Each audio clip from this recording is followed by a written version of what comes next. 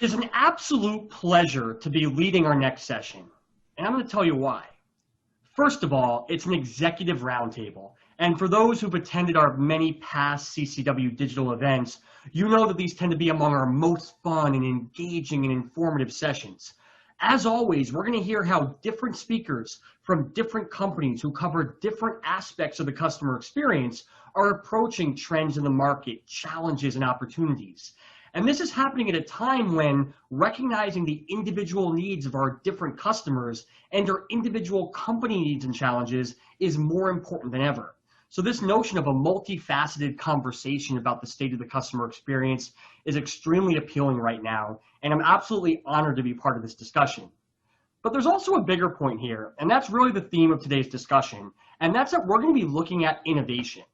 Now, I'm not going to lie to you and say that we figured everything out when it comes to our responses to what's happened in the world this year. To be honest, I couldn't lie to you and say that we figured out everything from 2015. We've still been hearing some of those lingering trends that we haven't quite gotten hold of. And even if we had somehow figured everything out already, that doesn't mean we can just immediately snap our fingers and look to the future, because we are still dealing with real challenges, real urgency. And so we always need to keep our finger on the present and our eyes looking at the rear view as well. But it does mean that we should be really considering how the recent changes we've seen, the recent developments we've been addressing, as well as some of those lingering goals we've been pursuing, will evolve down the road. As we think about things like digital engagement and remote agents, we don't just want to look at how did we adapt to that in 2020, but instead, what lessons did we learn? What challenges did we not expect to see, or what opportunities did we not plan on that we can start to capitalize on and address moving forward? If digital engagement becomes a permanent way of communicating down the road, what does that mean for the way we run our customer experience strategies? If remote work becomes the standard, or if we will at least rely on some sort of hybrid distributed model, how is that going to change the way we address the agent experience, the way we address performance? Those are the kinds of questions we need to be having, and those are the questions we will be having during today's discussion. But we're not just going to talk about context or what's going on. We're also going to share innovative recommendations for getting ahead and building that great customer experience in the future. And that's why I'm so thrilled for this discussion. As a reminder, this will be a Q&A based conversation. That said, I don't want it to just be me asking the questions up here. So if you have any questions for our speakers, definitely submit those. And if we do run out of time, I know that they'll be happy to answer those after the fact via email. Before getting into the actual planned discussion, the Q&A, I want to give each of our speakers a chance to introduce themselves. So first, why don't we start with you, Adam? We'll go in that kind of direction right now across the screen. What's going on right now? You work with Sharpen. What's your take on the customer experience? What does Sharpen do, and why is this such an exciting topic? Yeah, so my name is Adam Settle. I'm the VP of Product at Sharpen. We're a cloud-native contact center. And as you can imagine, just in general, everybody moving to home has been a huge focus for us lately. So really, really excited to talk about this with the panelists going forward. Honored to be here and can't wait to discuss it. Thrilled to have you as well. And your team was part of one of our earlier online events this year, and really forecast a lot of what we have ended up seeing when it comes to remote work. So thrilled to hear what you see happening over the next few years as well. Now, moving right along to Jason from Medallia. So Jason, again, your company has long been a thought leader when it comes to the customer experience space, and long been a thought leader when it comes to understanding what customers are after. But you're not just looking purely at the customer engagement side. You do a lot more. So let us know where Medallia is right now and why this topic is so important to you. Yeah, for sure. Brian, thanks for having us. So my name's Jason, and I lead product marketing for the Medallia platform. And like you said, Brian, we started, I think Medallia has really started, in the customer experience, but what we've kind of seen is, from this transition to digital disruption, really focusing on the employee experience, and especially in the contact center. And so, again, I'm really excited to be here with Adam, Brigham, and Michael, and everyone to start talking about the shift to digital, as well as what it means for contact centers. I'm thrilled to have you as well. Now, speaking of someone who contributed well in previous online events, Brigham, your company Immersion has been part of our discussions as well. Really has an innovative approach to a very important customer contact challenge that was one that was big going into the pandemic and certainly has been transformed and made more urgent. So let us know what you do and what your mindset is toward innovating the customer experience. Yeah, thanks, Brian. I'm Brigham Tomco. I'm the CEO and co-founder of Immersion. We've developed an adaptive assessment engine that delivers automated language assessments in a variety of languages that give immediate results. And what we see from a customer experience perspective is that there's a direct correlation between the quality of employee and the customer experience that the customer has on the other end.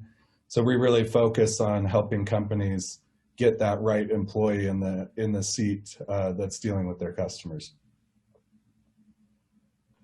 And our fourth speaker today will be Michael from Appian. Now, again, another company that's worked with us quite a bit and had a lot of great thought leadership perspectives. And your company's also been in the news quite a bit, getting a lot of raves for the value of your solution when it comes to what's happening in the world right now and where we see not only customer experience, but business heading moving forward. So here's your chance to explain why Appian's getting all that hype.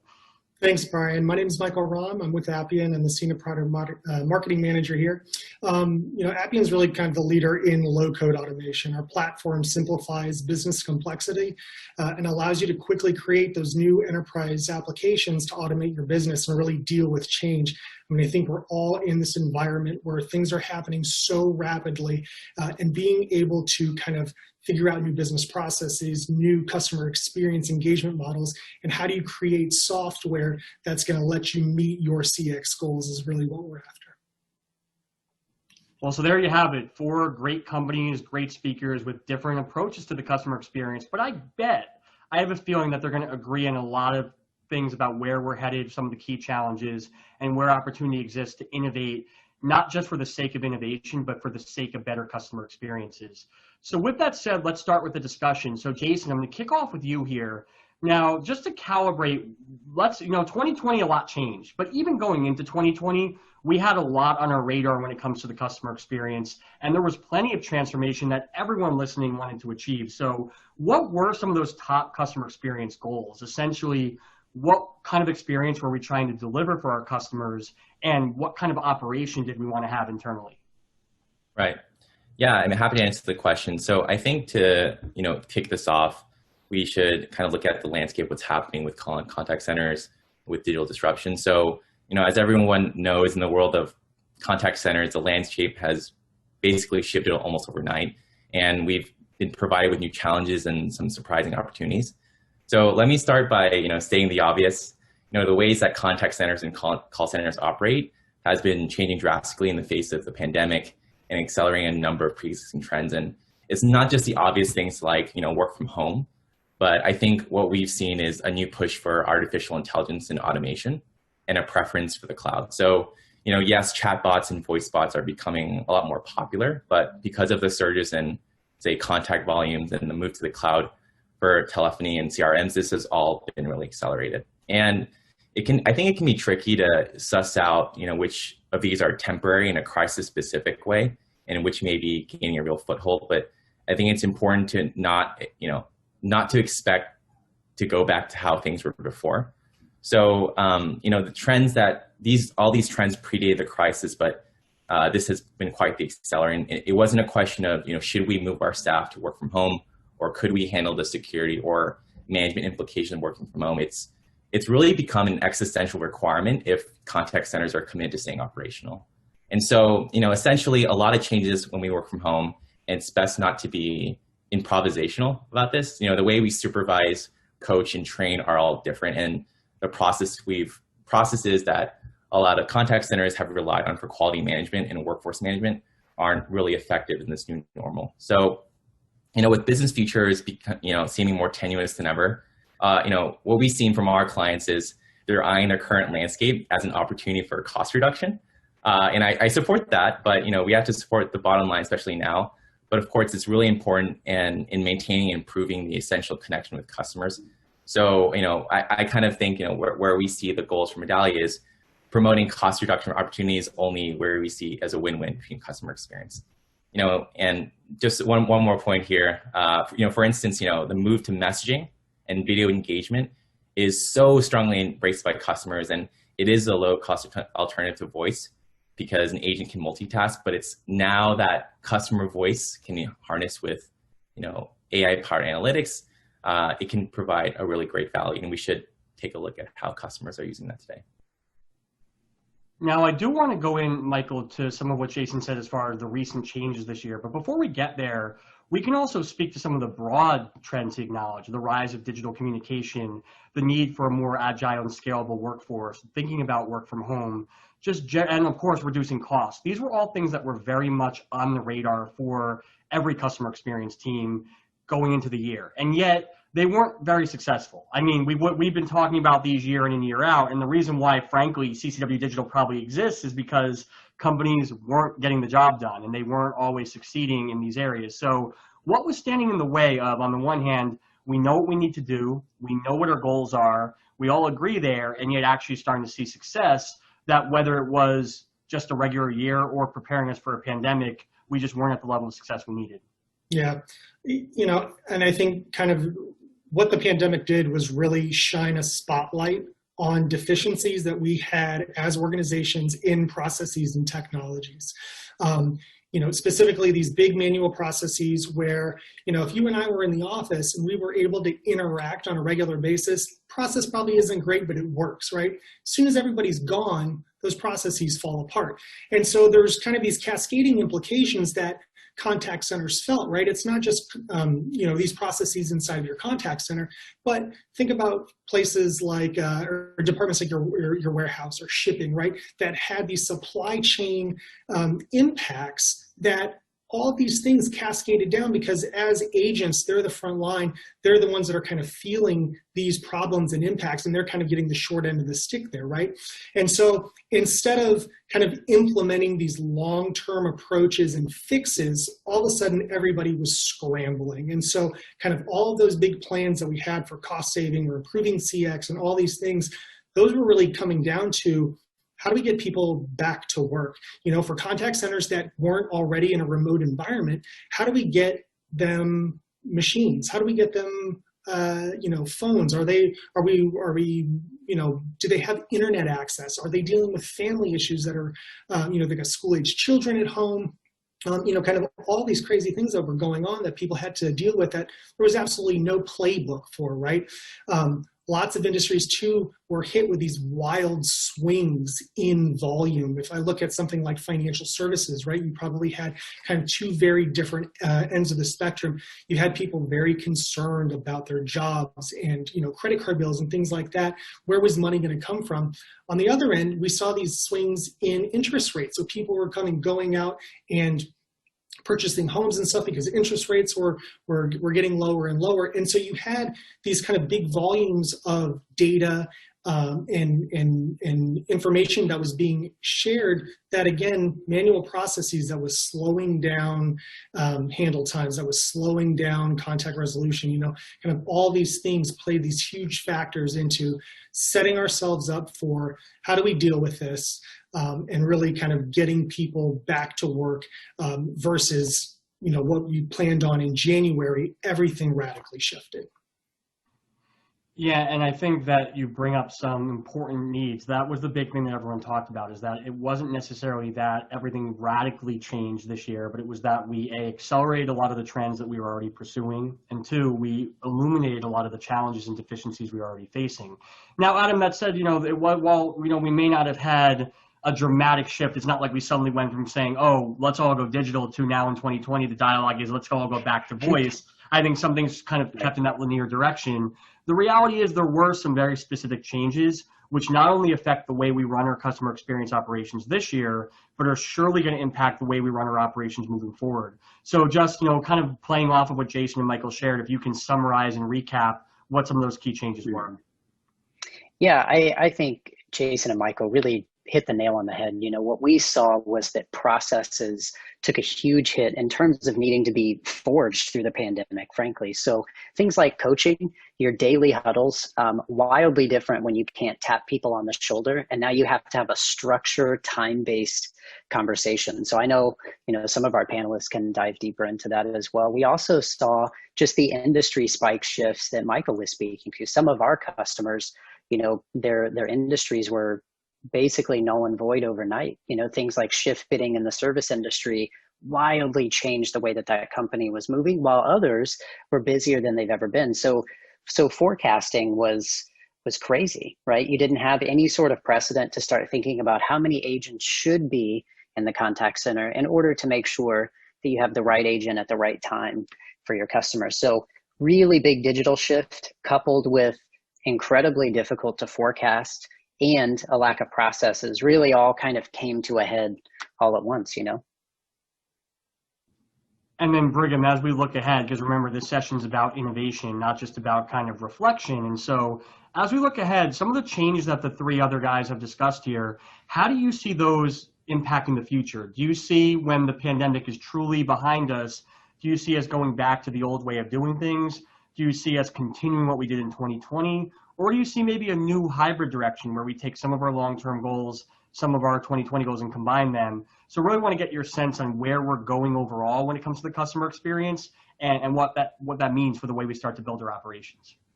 Yeah, I think it's funny. The learning that we have is that customer experience is a tough industry. I think we got a pass for about 1 to 2 weeks where customers were willing to hear the message that said, due to the pandemic, you'll have longer than, whatever call volumes.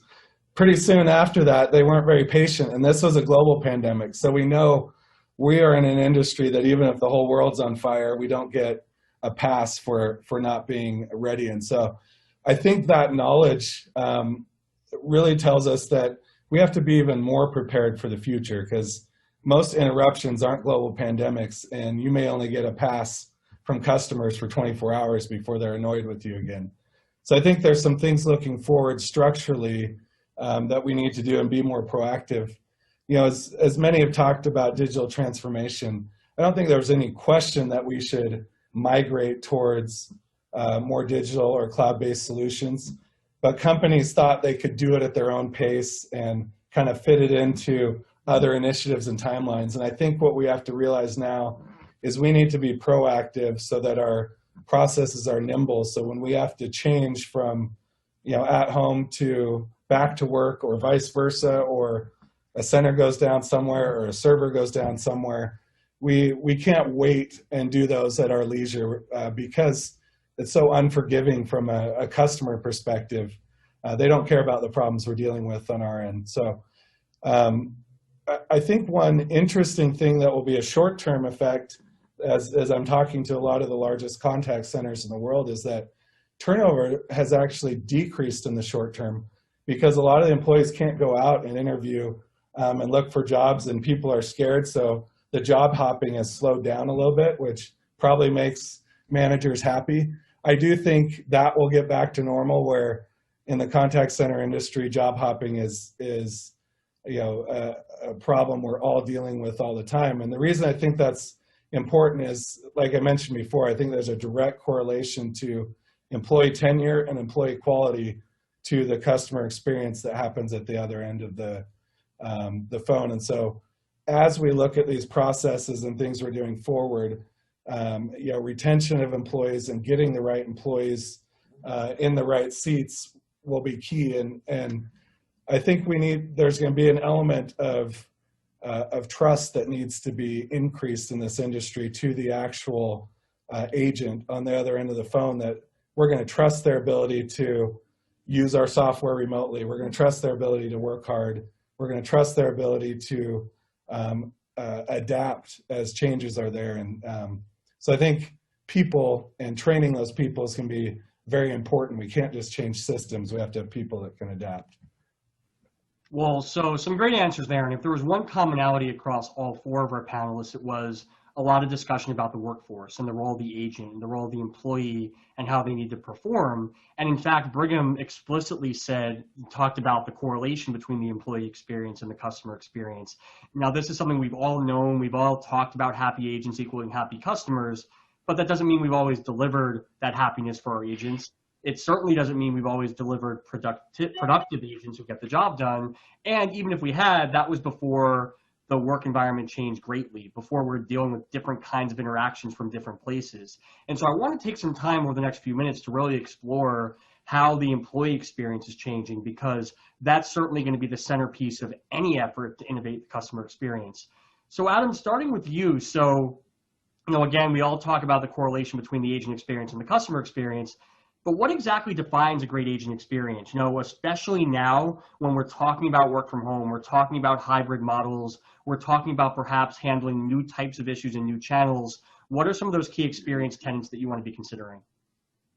Yeah, I think that's a great question, and I'll call back to what Brigham just mentioned a few minutes ago because I think it's really important, and I want to kind of toot his horn again for a second because the slowdown in turnover is temporary, and so if we're not creating that good agent experience, and then to address your question, Brian, how would you define that?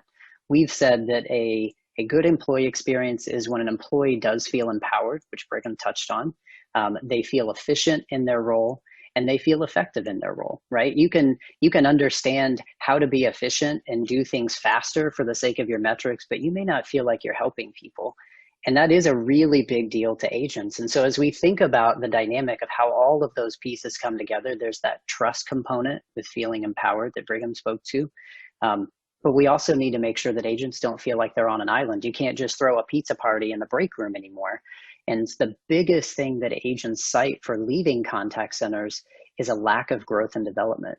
And so more important than ever, to what Brigham is saying, that coaching and training has to happen so that agents don't feel like they're on an island. And so you think about, are agents empowered with the right tools to feel as though they're taking care of your customers, right? Not to just process calls quickly and make sure that hold times aren't too high, but do they feel like they're actually solving problems, because that will cause them to start looking. Do your agents know how they're doing and how they stack up against their peers? There's an inherent competition that exists when you're on the call center floor that is completely gone now. And so being able to put the right metrics in front of agents and let them know, how are you doing in relation to your peers, and fostering a community is harder than ever, yet also more important than ever, so that when the floodgates do open back up and there are more opportunities, to what Brigham's saying, they don't just go, right? A lot of agents go into the call center again. So it's not that they dislike customer service, it's that they don't feel like they're getting that growth and development. So I know some of our other panelists have some more insights into that. So I don't want to keep going, but in my mind, it's that, how do you help an agent not feel like they're on an island?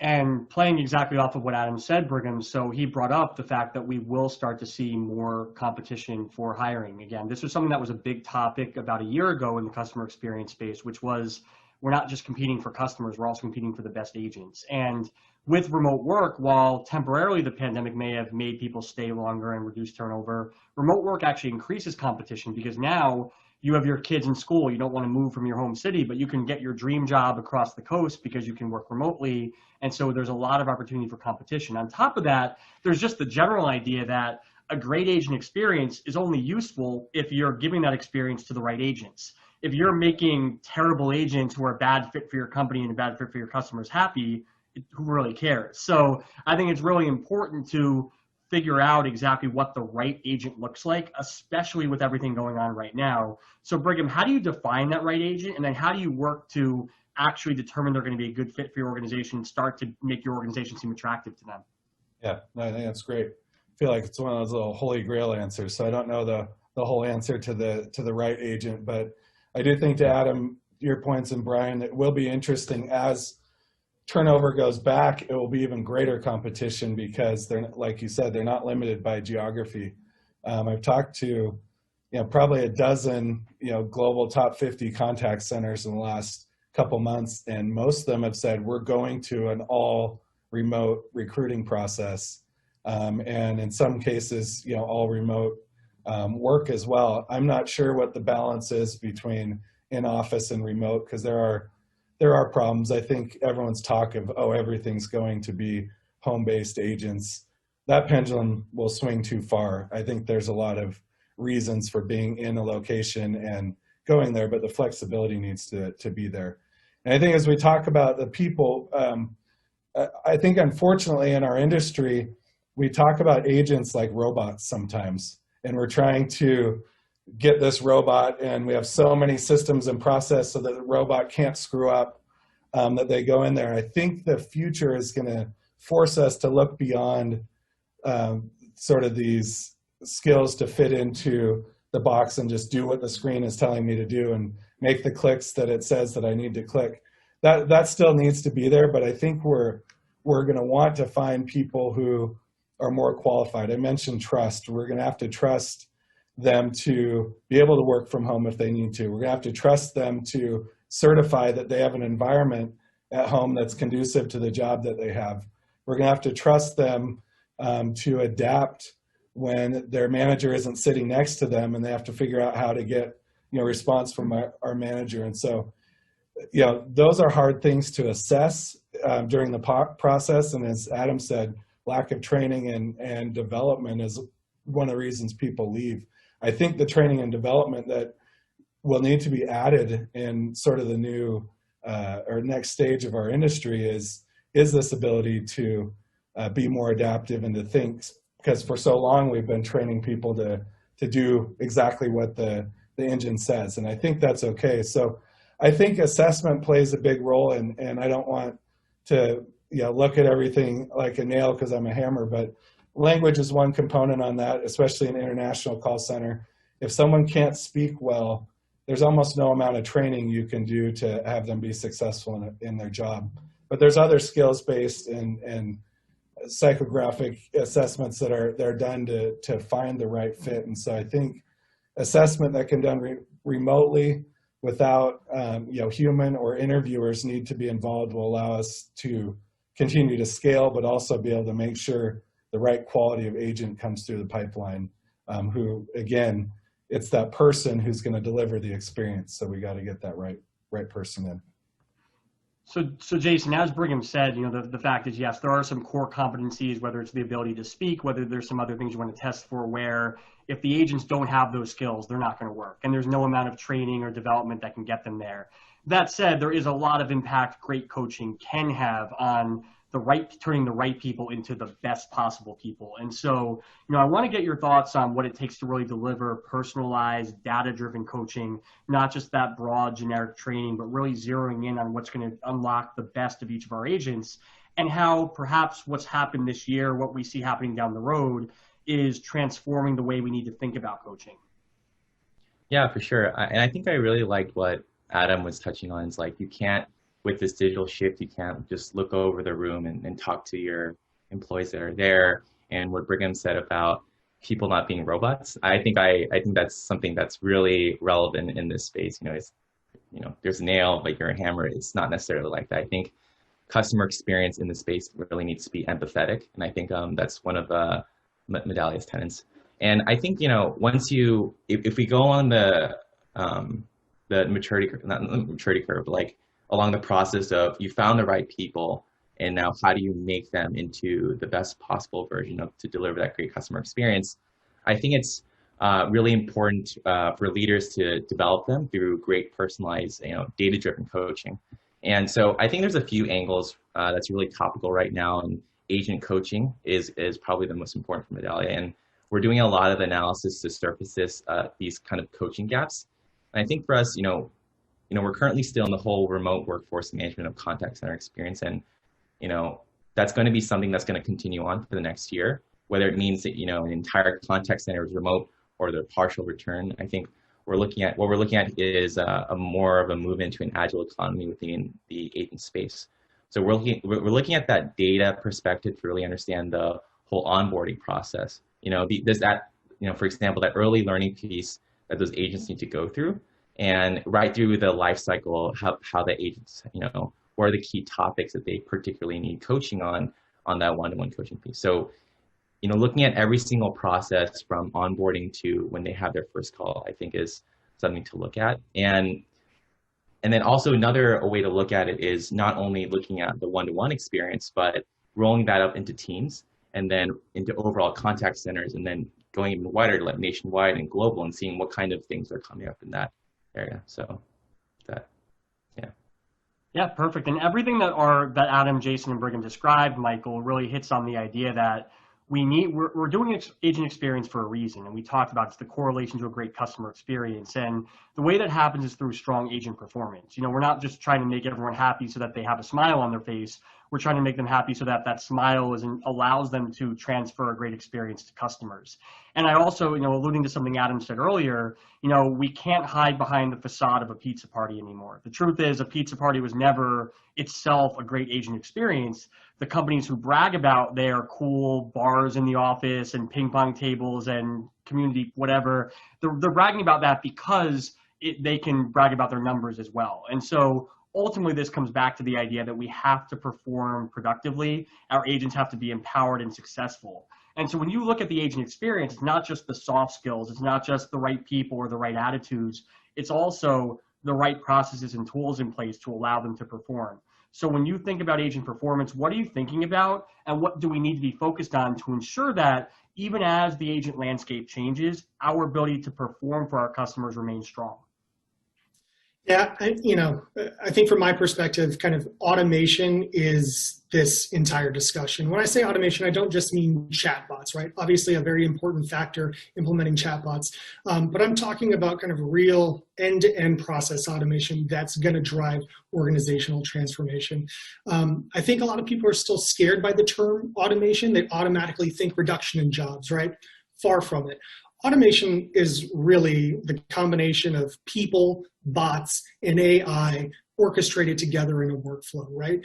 At contact centers, contact center agents want to interact with people, right? That's what they do best. It's the empathetic interactions that we're having with people, especially with things like COVID going on. People are very scared. And so being able to, if folks want to have a real conversation on the other end, without the agent having to learn 30 different systems, without him having to key in information, right? Like, how are we going to give our agents time to train, time to learn, if they're spending most of their time, when they're wrapping up, keying information, I got to copy and paste it from this system, like, we've got to stop that. We've got to automate any and all processes that are going to allow people to interact with customers and not worry about the technical side, right? Let's give them more of that training on those soft skills that are going to help them provide better customer experience, not having them train on new systems.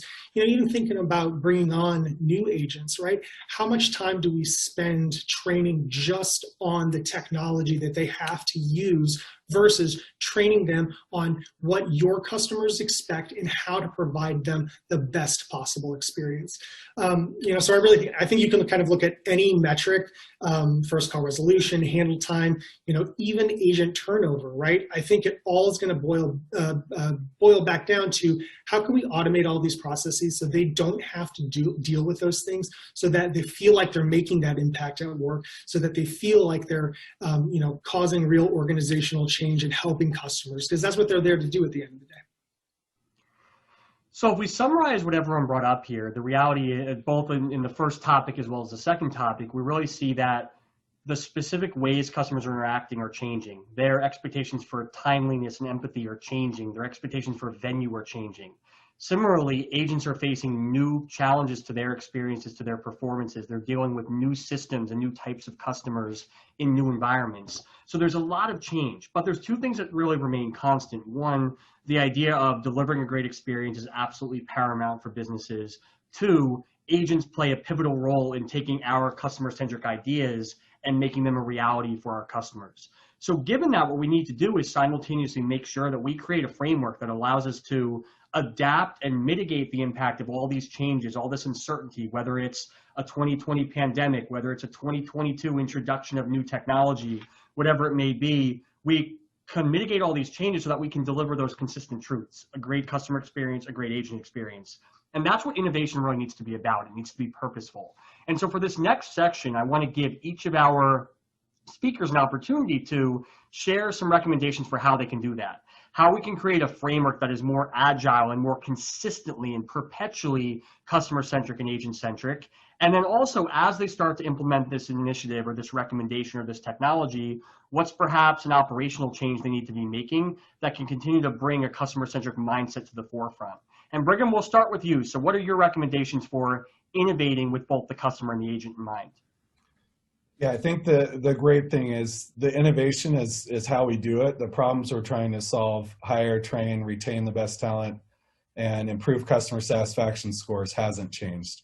It's the way that we're doing those. So the good thing is we're still trying to solve the same problems. We're finding better ways to do it. And I think, from a broad level, we need to look for solutions that help you find, train, and maintain the best talent, that need to allow you to do these processes remotely. And I think it's a variety of processes. It's, again, as you're looking for the employees, do you have a remote way to do that? As you're training your employees, you have to have a remote way to do that. You can't bring them into the conference room always and role play and do those things. How do you make your Zoom or other ways of doing that just as effective and hopefully more effective in the future? And then additionally, monitoring those employees, being able to do that remotely without face-to-face. So I think, as we look forward, there's going to be some aspects of these processes that we can take the human component out of it completely, whether it's a chatbot or assessment tools that replace a recruiter. But then there's going to be other ones where we're removing face-to-face, but you still have a human on each end of that interaction. So I think we need to make sure we don't let the pendulum swing too far and say AI is going to replace the world. There's certain components that it should replace that allows you to use your humans more effectively for the highest and best use in training and monitoring and recruiting those employees. So I think if we look at, again, tools that enable the flexibility between in-person and remote, and also enable a mix of AI or non-human and enable face-to-face, it's going to be the combination of those. And I think as we go forward, it's how do we get the most value out of our most valuable asset, which is our people. And all the technology around it is meant to leverage those people and help them be successful, whether they work from home or work from office. And I like that mindset a lot because it really speaks to our goal should be value, not status quo. And I think a lot of times when people look at technology, it's how can we perhaps do what we're doing right now a little bit more inexpensively, a little bit faster. And while that's great, maybe a great short-term emergency response to a pandemic kind of situation, as you move forward, it wants to be how can we, without breaking the bank, achieve better things, create more differentiation between ourselves when it comes to attracting customers or hiring employees.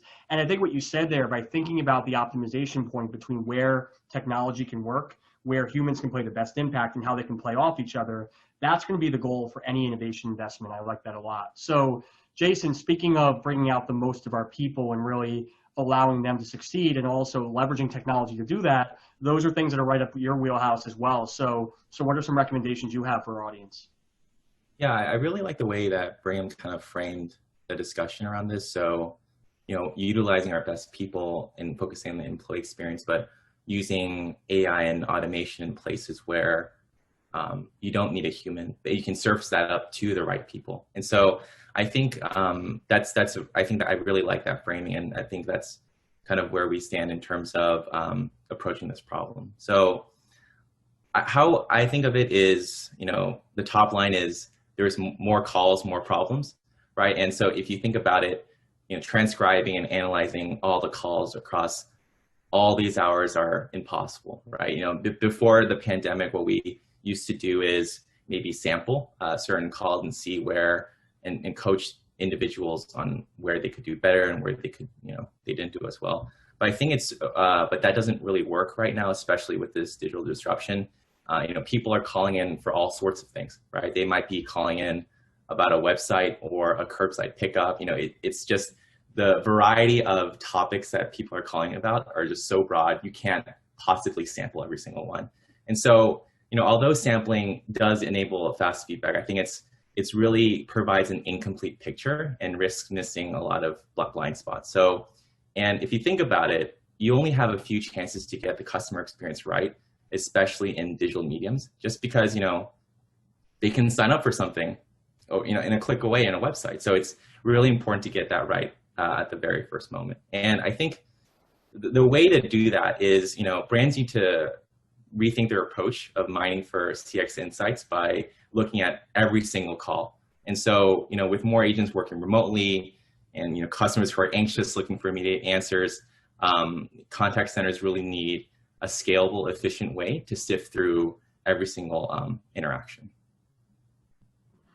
Well, the leveraging automation and humans together, finding ways to be scalable. I feel like, Michael, these are things you love to talk about here. So perfect segue into some solution and ideas you have for our audience. Yeah, absolutely. And I think kind of, the thing that we also need to make sure that we're doing is keeping speed as the big factor. We went from, here in the US from February to March, drastically different, right?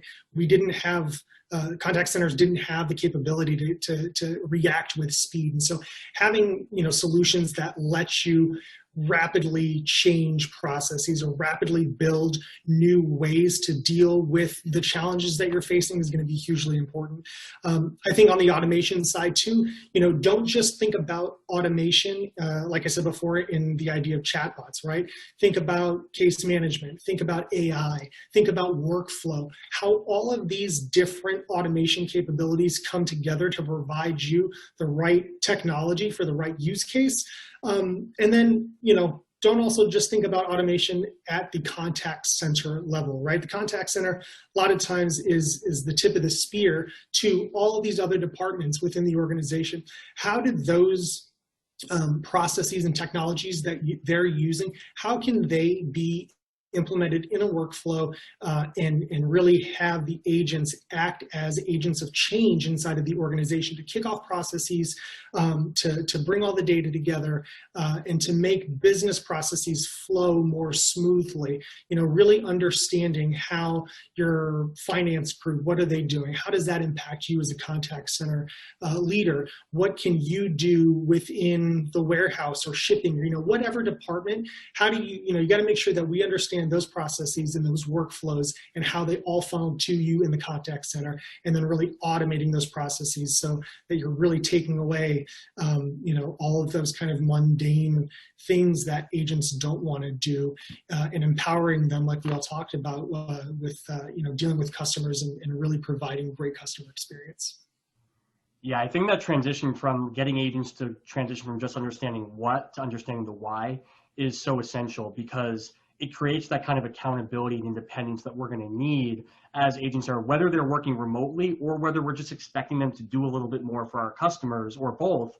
We're going to need agents to really understand what the goals are, because if they're so married to just what they were told to do, then they only know that process. They can't adapt in real time. That's where you start to get to some inefficiencies that you don't address fastly. You start to get to situations where they're not collecting the right feedback and driving the right change. And you get to the fact that they really don't empathize with customers the way we need to if they don't understand why that's so pivotal to the business. So I like that a lot, because when agents understand why, they also can appreciate the tools that you're putting in front of them and make the most of that and really start to perform as best as possible.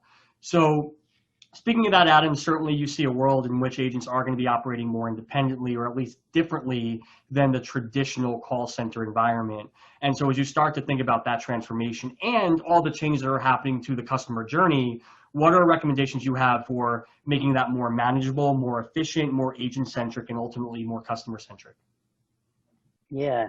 Well, I think it's an interesting question, and I like the terminology you used earlier, Brian, about just a framework in general. And I think this can feel like a very daunting task when you say, well, how on earth are we going to make a better agent experience at home? So what I wanted to share is one of my favorite things to do, and I find it fairly enlightening when we go into our contact centers for our customers, is to think about any time that you focus on your customer, think about what happens if you just swap the word customer with agent. So we think about things like customer satisfaction, the friction of doing business, customer loyalty, machine learning. But what happens when you think about agent satisfaction, agent friction, agent loyalty, or what does machine learning look like from an agent standpoint, right? I thought it was wonderful when Michael was talking about automation and it being the tip of the spear from customer experience. If you apply that same thing to an agent, let's assume that machine learning, everybody just gets it tomorrow. Well, now all of the easy questions your agents are currently trained and coached to answer cease to exist. So now all of the pieces that Brigham was talking to and Jason was talking to of critical thinking skills, better soft skills, that's the only thing that they will actually get as agents. So it's more important than ever that you're teaching them more, and you think about, well, what happens if we get automation and AI correct?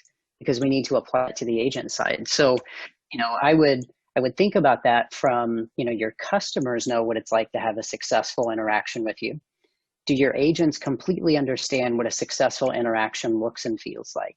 One of the things that we've seen lately is even just putting the right information in front of agents of what is success, your own unique agent dashboard is making massive shifts because they don't have wallboards anymore, right? So understanding the competition, some of the peers that they're working against, and we talked earlier about you lose the dynamic of your whole team sitting there and being able to help each other out and answer questions.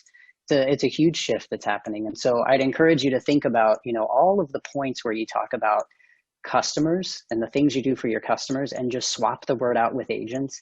And you'll start to find some pretty large blind spots almost immediately, where at best you're measuring ENPS once a year. But we would all recoil if you got feedback a year later from your customers about things you could be doing better. But somehow we've all agreed that that's okay from an agent, right? So that's a simple framework, but I would encourage you to think about, how do agents know that they're doing a good job when they're away from the call center floor?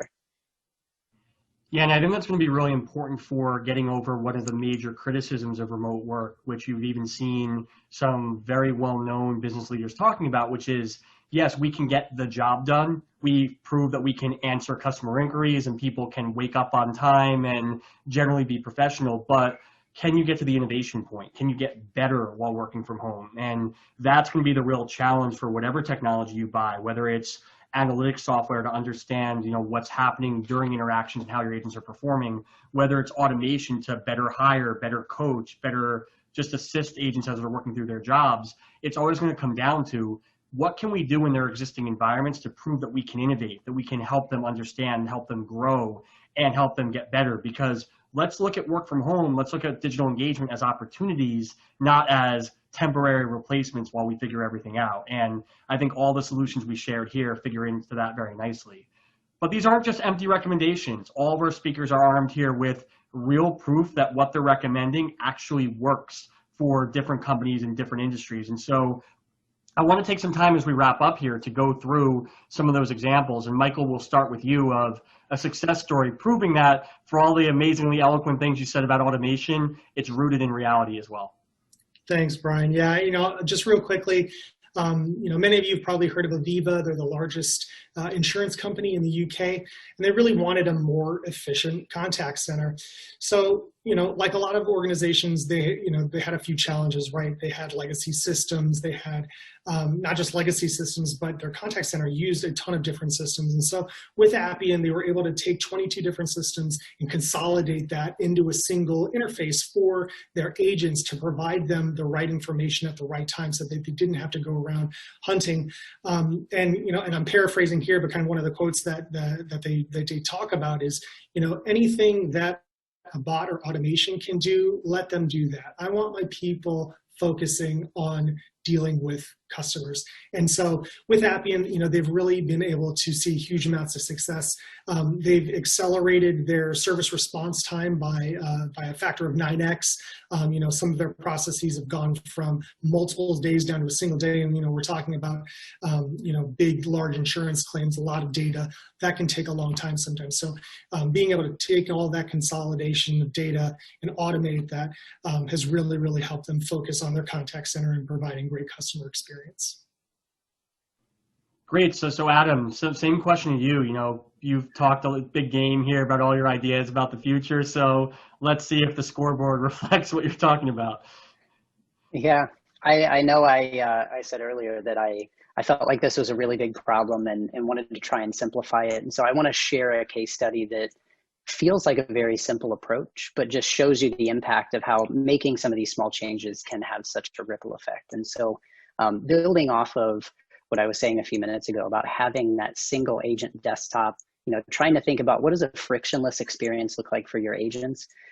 We've recently been rolling out a piece with our customers that's a unique agent dashboard directly in the agent desktop. So in that single pane of glass where they're handling interactions, when they're off of interactions, we have what we're calling performance tiles. And so it's not, really overcomplicated. It's a chance for supervisors to pick the 3 most important metrics that they've talked to agents about. It helps them refocus.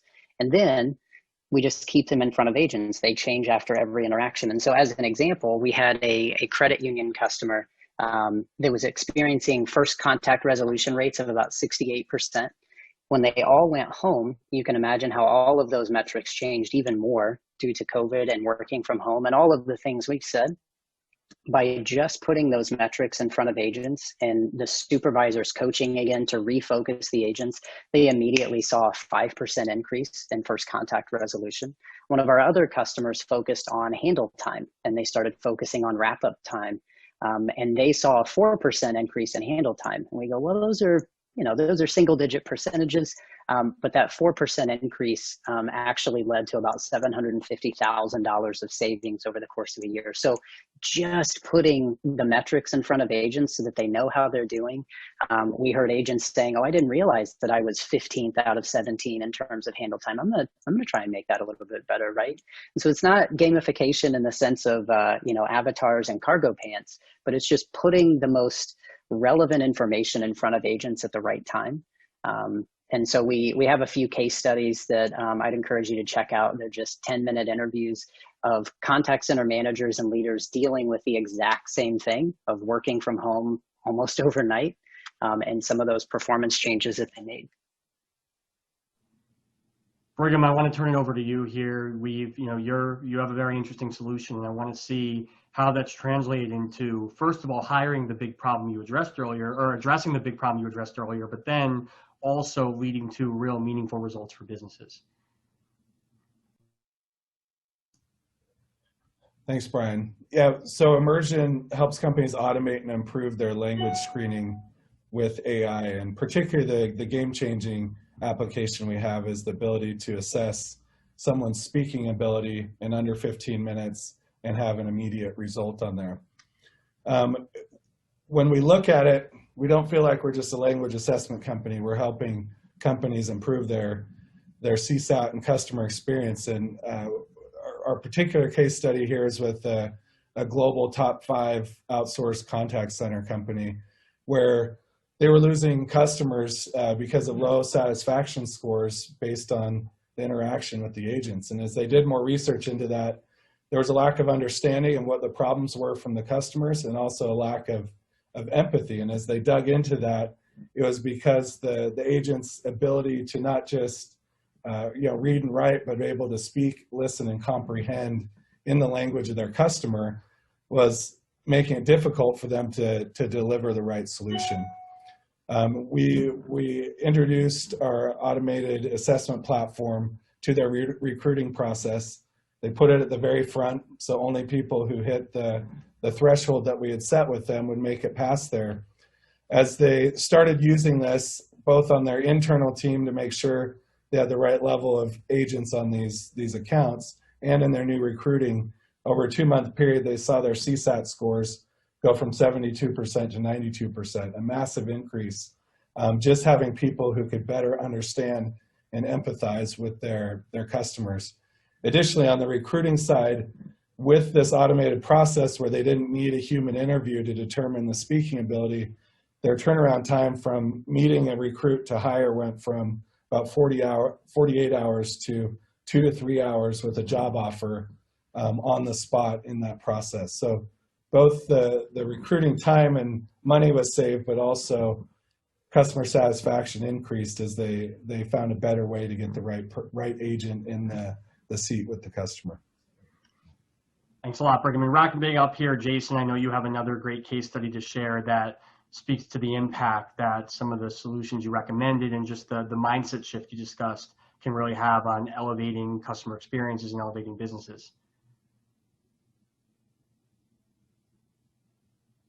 Yeah, sorry, I mentioned Brigham. Jason, that's for you to share that case study there.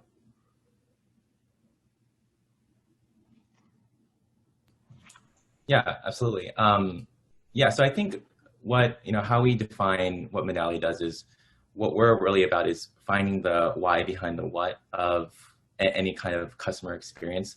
So in the context of contact centers, you might have, first call resolution and abandonment metrics that you're looking at. And you're kind of looking at how can we improve those metrics day to day and then deliver those business results. But I think, at Medallia, how we approach it is you can have those metrics all you want, but unless you get the voice of the customer to those frontline employees, you won't ever know how to truly improve your customer experience. And so one of the case studies that we had with T-Mobile, which all of you guys are familiar with T-Mobile, is we were really focused on getting feedback to them at the speed of business.